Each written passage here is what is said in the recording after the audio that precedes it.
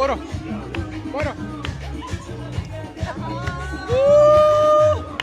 تک دل دست کیه؟ تک دل دست کیه؟ تک دل تک خش اوه این چیه؟ این کینگ هارته ها؟ کینگ هارت تک دست کیه؟ دست کیه؟ دست من تک دله دیوال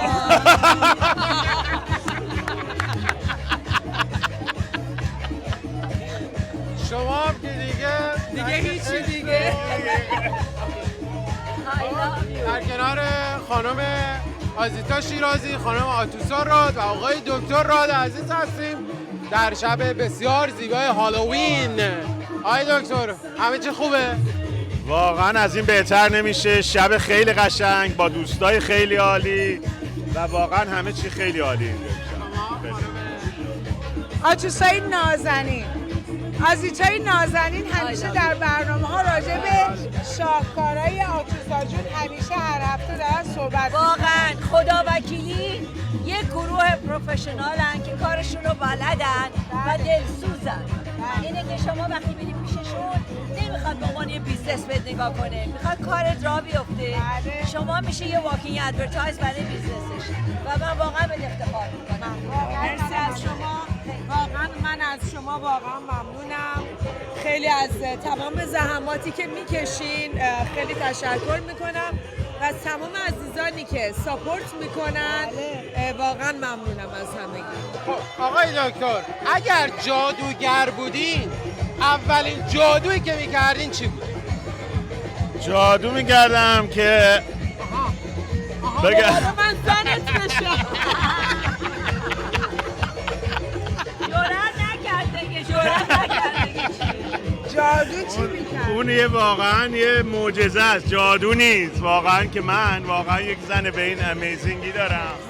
واقعا این خودش یه معجزه خیلی مهمه و من همیشه از خدا تشکر میکنم که واقعا یک جادو رو بگیر آقای. اگه قرار به جادو باشه، جادو یه جادوی بکنن که در دنیا پیس باشه، همه با آرامش و سلامت و واقعا خوشحالی زندگی کنن. این یه جادویی که باید بشه واقعا.